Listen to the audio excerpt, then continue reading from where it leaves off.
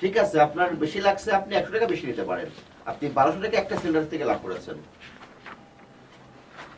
এই বিষয়ে একটু ব্যাখ্যাটা দেন। ভাই এখানে ব্যাখ্যা দেওয়ার মতো তো কিছু নাই। অপরাধ করেছেন না? অপরাধ করছি, এটার জন্য যে শাস্তি হয় এটাই, এটা তো দ্বিতীয়বার কথা নেই। অপরাধ করছি না, অস্বীকার চেঞ্জ তো করবো হতে না। হবে, শুধু তো জরিমানা করলে যে সবকিছু তা তো না। আপনার তো ইতিবাচক পরিবর্তন আনতে হবে এখন ভিতরে। তো অনেকটাই কমাই ফেলেছে, এখন তো আর মালও পাই আপনি না ঠিক এটা মতো, আর এটা আমরা বিক্রি করেছেন। আচ্ছা এই যে কালকে কটা এই যে মাল পাইলাম এই আব্দুল সালামের কি আমাদের এই একটা গাড়ি 14 দিন পর 13 দিন পর একটা গাড়ি দিত, তারপর ঠিক মতো মাল দেয় না। স্যার একই অনেক বিপুল পরিমাণ 35 কেজি 500 টাকা করে বিক্রি করেছে। ওটা আগে চালানি, ওই যদি ওই যে আগে জরিমানা করছিল ওই যে না না সিরিয়ালে।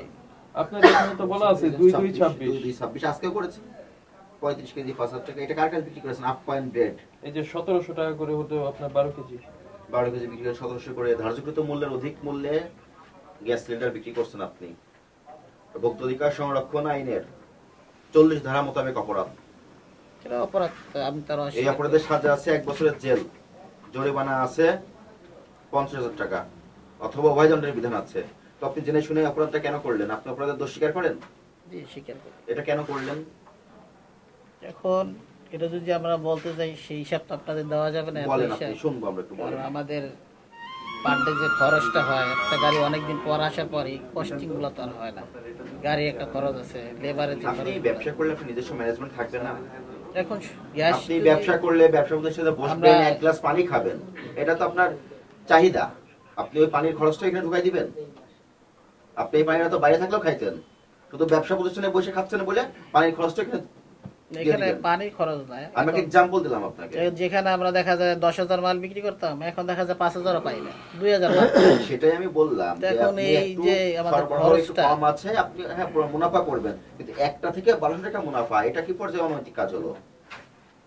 সেটাও অন্যায়, সে বুঝতে পারছি। সব জ্ঞানে অন্যায় করে যাচ্ছেন। এবারের মতো যেটা করছে আর হবে না। লিখিত একটা মুসলেখা দেন, সাদা কাগজে মুসলেখা লেখেন, ভবিষ্যতে সরকারি নির্ধারিত মূল্যে গ্যাস বিক্রি করবেন। সবুজ ভাই, আর 35 কেজি সিলিন্ডার 500 টাকা করে বিক্রি করেছেন, এগুলো লিখিত দেন, ভবিষ্যতে করবেন। স্যার 12 কেজি কত করছে? 12 কেজি বিক্রি করেছে 1700 টাকা, এটার মূল্য 1306 টাকা। উনি সর্বোচ্চ 1280 টাকা বা 90 টাকায় পাচ্ছে। 394 ওরা থেকে বেশি মূল্যে বিক্রি করছে। হ্যাঁ ডেফিনেটলি 400 টাকা বেশি বিক্রি করছে 12 কেজিটা। 394 টাকা। শোনেন, একটা কথা হচ্ছে যে সংকট থাকলে কম পাবে, কিন্তু যেটা কম পেয়েছে সেটাকে বেশি দামে বিক্রি করার কি যৌক্তিকতা আছে? এটা তো আমি ফার্স্টেই বললাম, আমাদের অন্যায়, তো বুঝতে বললাম তো আপনাদের। ঠিক আছে, ডিক্লেয়ার করে দেন আর আপনার সিগনেচার করে ইয়ে কি মালিক আপনার না, বাবা না? মালিক উনি একটু জাপান গেছে তো। না আপনার বাবা না? না না, তাহলে কি হয়? উনি আমার শ্বশুর, ওকে। আর কি আছে, ম্যানেজার কি আছে? ম্যানেজার আছে বেশ। আচ্ছা, উনি করবে, অসুবিধা কি? ওনার নামে প্রসিকিউশন করবে। এখানে নাম লিখে দেন। হ্যাঁ, আর বেশি ফাইন করা দরকার পড়ে। মোবাইলের মধ্যে এরকম আপনার অপরাধ স্বীকার করলেন আপনি? জি জি, অপরাধ ভবিষ্যতে আর করছি। করবেন? না না, করবো না, নাম্বার সংশোধন হবেন? ইনশাল্লাহ সংশোধন হবো। আপনাকে আজকে 40 ধারা মোতাবেক 50,000 টাকা আর্থিক জরিমানা করলাম, ভবিষ্যতে যেন এরকম ঘটনা না ঘটে। পুরো নাম বলেন। ঠিক আছে, জরিমানা পরিশোধ করে দেন। এখানে কয়েকটা মোহাম্মদ শাহুল ইসলাম। মোহাম্মদ শাহুল ইসলাম। এই আমাদের ছেলেটা কোথায়?